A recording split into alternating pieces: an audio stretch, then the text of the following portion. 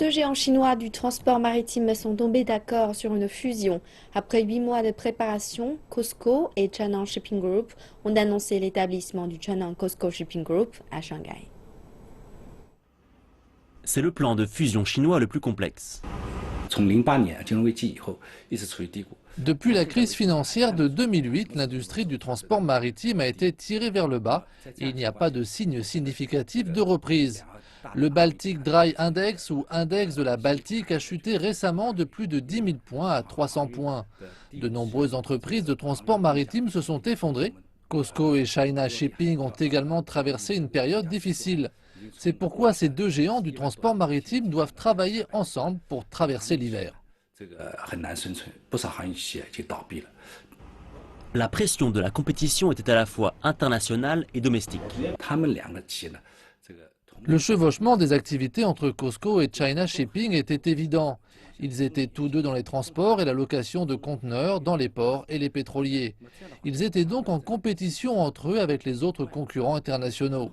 Des ressources nationales étaient donc laissées en désordre et gâchées.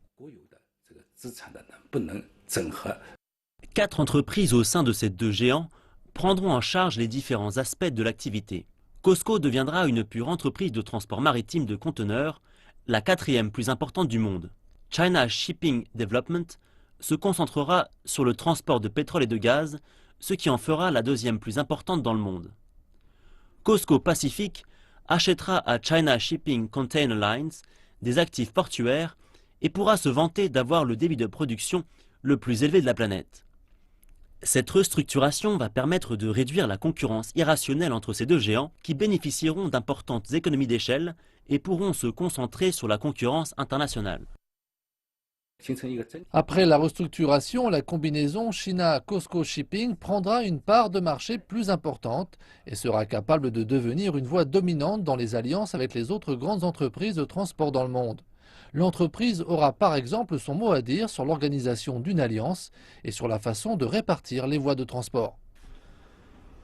Mais pour le moment, le plan de restructuration est surtout un geste d'intention.